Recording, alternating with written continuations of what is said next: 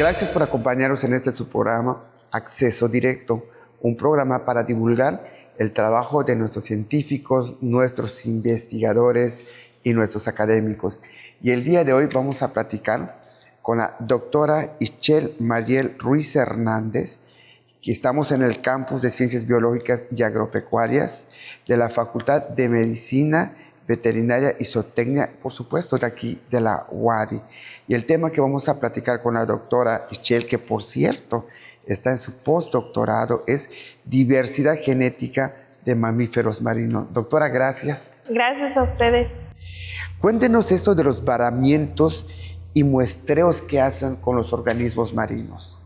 Ok, bueno, un varamiento es cuando llega un organismo, ya sea vivo o muerto, a la costa. En el caso de los vivos, pues no pueden regresar al lugar donde habitan. Y pues lo que hacemos es ir a ver el lugar de varamiento, se hace una autopsia para ver por qué vararon los organismos, y en mi caso pues se colecta un pedazo de piel o de grasa. ¿Por qué varan los organismos? Bueno, existen muchos factores. Claro. Pueden ser porque están enfermos, porque están perdidos. Ellos tienden a estar como en grupos, y si uno se pierde, por ejemplo el líder, pues se pierden los demás, ¿no? Ya sea porque están heridos, o en el caso de las crías porque su mamá murió, entonces pues no sabe cómo sobrevivir, ¿no? Ya sea también por corrientes, por mal tiempo también puede ser. Entonces existen diversos factores. Doctora, hay procesos en los estudios que usted hace, por supuesto, ¿no? Por ejemplo, los procesos de necropsia. ¿Cómo se realizan? Sabemos qué parte del mamífero se estudia, ¿no? ¿Todo su cuerpo o algo en especial? Ok, eso va a depender mucho de lo que se quiera estudiar. En mi caso, como es genética o contaminación, nos sirve mucho lo que es la piel y la grasa, que son como que los órganos o las partes que pueden durar más tiempo, ¿no? Porque muchas veces vamos a los varamientos y ya los órganos internos ya están líquidos, en mal estado, entonces esos ya no nos sirven mucho. Entonces lo que es la piel y la grasa pues se conservan un poco más y eso nos sirve mucho. Y por ejemplo, en este caso, la piel y la grasa, ¿qué encuentra? Ok, bueno, de lo que yo he estado haciendo, hicimos una parte de contaminantes. Entonces medimos en la grasa qué contaminantes había y encontramos hidrocarburos, encontramos metales pesados como cadmio, arsénico, mercurio, estaño, y también encontramos compuestos que son derivados de, ya sea de productos de origen o más bien de uso personal, ¿no? Como son shampoos, de medicamentos, entonces ya derivados de esos productos. Qué bueno que usted tocó ese tema, se lo iba a preguntar, pero qué bueno que usted encontró este tema y nos los dice. El cadmio, ¿qué te produce el cadmio en los animales, en este caso a los mamíferos marinos, que por lo general son delfines? ¿Y qué nos puede pasar a nosotros, los seres humanos, en que adquirimos y comemos ahora sí peces contaminados? Porque hay que recordar que el delfín es tope, o sea, él come lo que los humanos comemos, ¿no? Exacto, sí, como bien lo dijiste, pues están en el último nivel de la cadena trófica y adquieren principalmente los contaminantes a través de la alimentación, ¿no? Entonces ellos se alimentan de especies comerciales como el pulpo, el chacchí, entre otros, que también nosotros comemos, ¿no? Entonces, y esos contaminantes que ellos tienen muchas veces también, claro. Claro, nosotros también lo podemos adquirir a través de la alimentación de estos alimentos contaminados, ¿no? Entonces, bueno, lo que observamos en los delfines, teníamos algunos delfines que tenían cadmio y otros delfines que no tenían cadmio. Los que sí tenían cadmio tenían menores concentraciones de unos lípidos que se llaman ceramidas y que son muy importantes en la señalización celular, en la composición de nuestras membranas celulares, también participan en la señalización celular. Entonces, si está afectando en los delfines, pues qué nos está pasando a nosotros, ¿no? Y en este caso, el cadmio, ¿qué te produce en el cuerpo? Ok. ¿Y cuál es la fuente para que tengan cambio los delfines? Ajá. El cadmio se adquiere principalmente a través de la alimentación. Es un metal pesado que se bioacumula. ¿Qué quiere decir esto? Que conforme pasa el tiempo vamos obteniendo mayores concentraciones de ese metal y se va quedando en nuestros tejidos, en nuestros órganos. No es de que lo comemos y los echamos, ¿no? Sino que se va acumulando. Entonces, igual encontramos en delfines que son más grandes, que ya tienen mayores años, mayores concentraciones de este metal, ¿no? Entonces observamos esto, ¿no? De que aquellos que tenían cadmio, pues tenían menores concentraciones de algunos lípidos y también, por ejemplo, de ceramidas y de ¿Las colesterol. ceramidas qué es? Las ceramidas son unos componentes de las membranas, son señalizadores celulares. Ayudan también en la proliferación celular, o sea, que haya un buen funcionamiento de las células y pues son muy importantes para nuestro metabolismo, ¿no? Entonces, si ya está afectando a nivel metabólico en los delfines, pues, ¿qué nos estará pasando a nosotros? El arsénico. Ajá. Y también tengo entendido que a mayor concentración de arsénico que tienen los delfines, que usted hizo el estudio, menor concentración ¿de qué? En este caso, igual encontramos delfines con altas concentraciones de arsénico. Estos que tenían mayores concentraciones presentaban menores concentraciones también de algunas ceramidas y mayores concentraciones de glicerofosfolípidos. Estos glicerofosfolípidos también son componentes de las membranas y son muy importantes en nuestro metabolismo.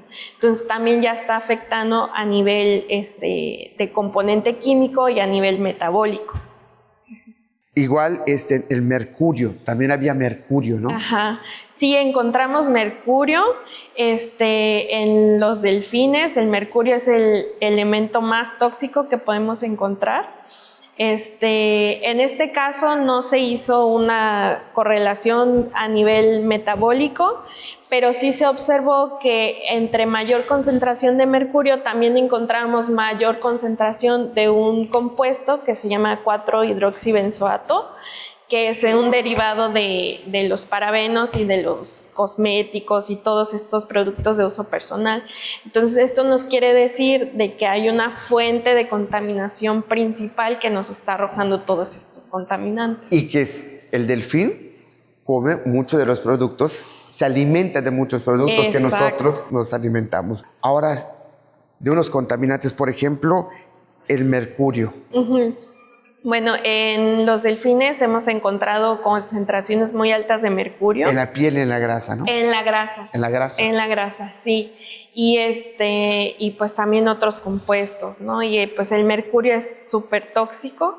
Es el metal más tóxico que podemos encontrar.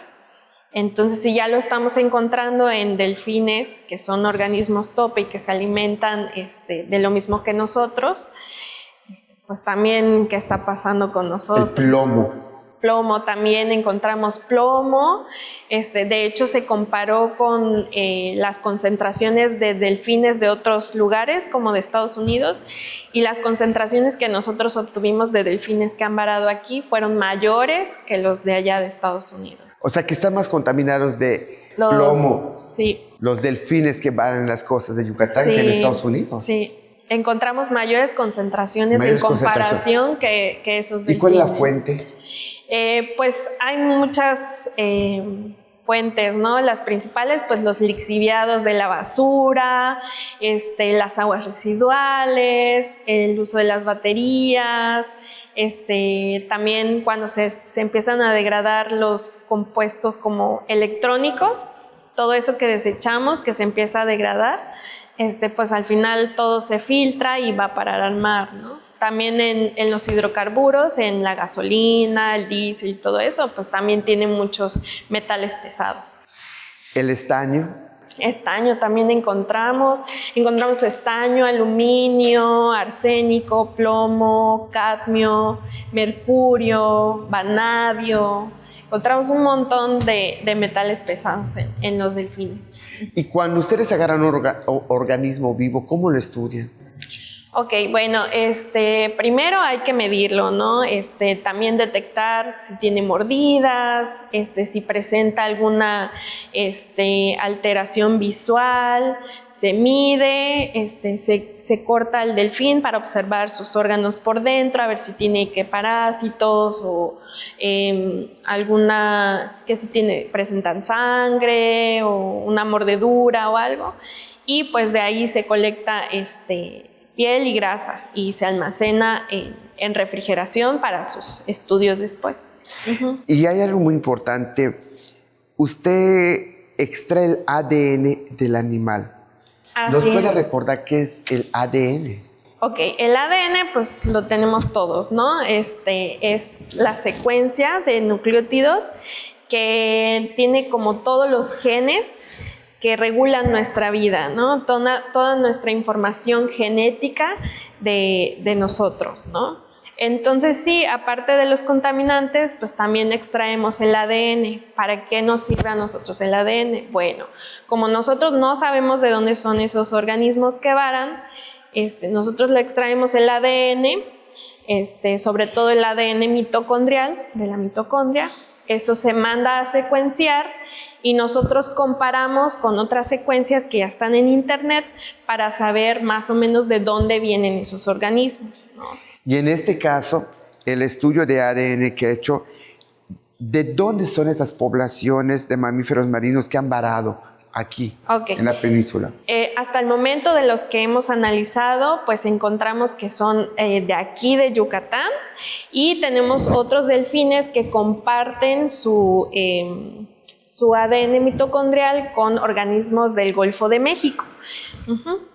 Entonces tenemos como dos poblaciones, por decirlo así, diferentes, unas que son de aquí de Yucatán y otras que comparten, o sea, cierto parentesco con las del Golfo de México. ¿Del Caribe? Del Caribe hasta el momento no hemos encontrado, sin embargo, también necesitamos ampliar como nuestras muestras, ¿no? ¿Y del Atlántico Norte han llegado acá, recalado? No, pero igual con el ADN podemos saber más o menos con cuáles organismos están emparentados, y hay unos que están como que emparentados con los del Atlántico. No son los del Atlántico, pero sí tienen cierto como parentesco, ¿no? Mitocondrias que ustedes estudian, el ADN, es materno. ¿Cómo es esta relación? Sí, ok. Bueno, el ADN mitocondrial se hereda a través de la madre. ¿Ok? Entonces, por ejemplo, nuestro ADN mitocondrial va a ser el mismo. Mi ADN mitocondrial va a ser el mismo que el de mi mamá, que el de mi abuelita, y así. ¿El mío? Igual que el de su mamá, pero por ejemplo, ese ADN mitocondrial de aquí, de los de Yucatán, va a ser el mismo. ¿Ok? No es de que todos tengamos la misma mamá, ¿no? Sino que no ha mutado, ¿no?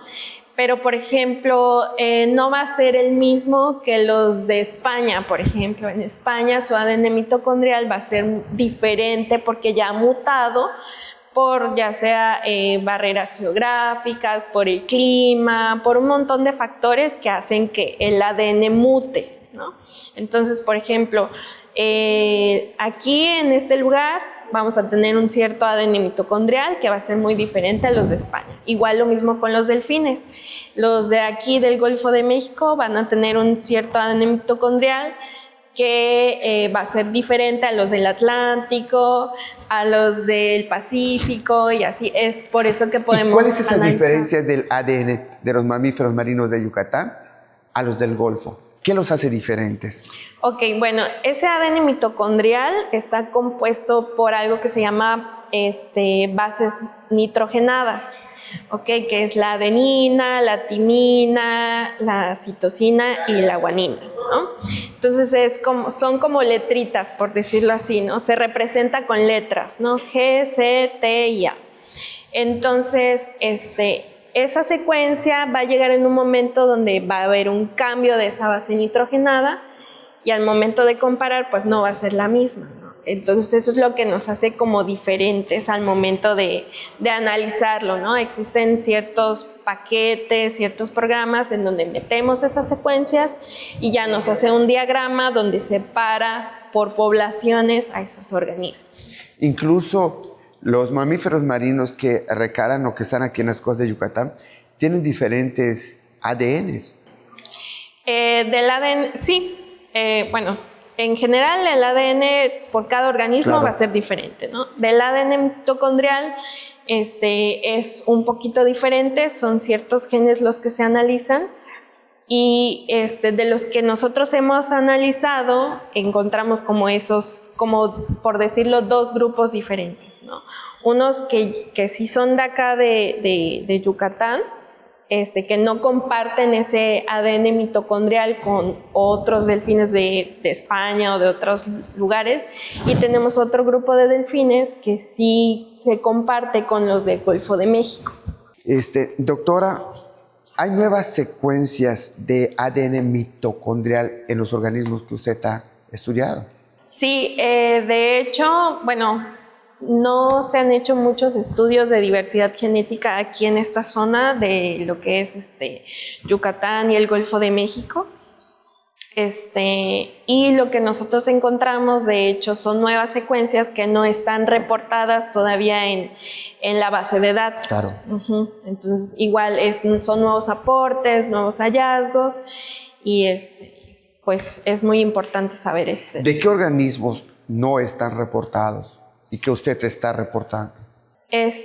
Bueno, yo trabajo con la especie Tursiops truncatus, que son las toninas o tursiones. Esa es con la especie que yo trabajo. ¿Nos puede hablar un poquito de estas especies? ¿Dónde se ven? Ok. Bueno, esta especie tiene la particularidad de que tiene 2 ecotipos, ¿no? O sea, hay algunos que son solamente costeros y otros que son oceánicos. Y de hecho tienen diferencias en su ADN mitocondrial, ¿no? Entonces, por ejemplo, aquí en Yucatán, si nosotros nos vamos al muelle de Progreso, en las tardes podemos ver delfines, esos son los tursiones, ¿no? O son los que mayormente varan aquí en Yucatán, son el Incluso cada puerto tiene su población, ¿no? ¿O se van de un lado a otro? Se van de un lado a otro. Ajá, se van de un lado a otro. De hecho, nosotros hicimos igual el análisis por sitio y no encontramos como que esas diferencias entre sitios, ¿no? Pero recordemos que, bueno, yo hice el análisis con organismos que ya vararon, ya estaban muertos, ¿no? Entonces lo que sigue es colectar muestras de organismos de vida libre, que ya sabemos más o menos dónde se encuentran, dónde viven, para ver si existen estas diferencias o realmente no hay como esa separación, ¿no? Es increíble, ¿no? Y también usted,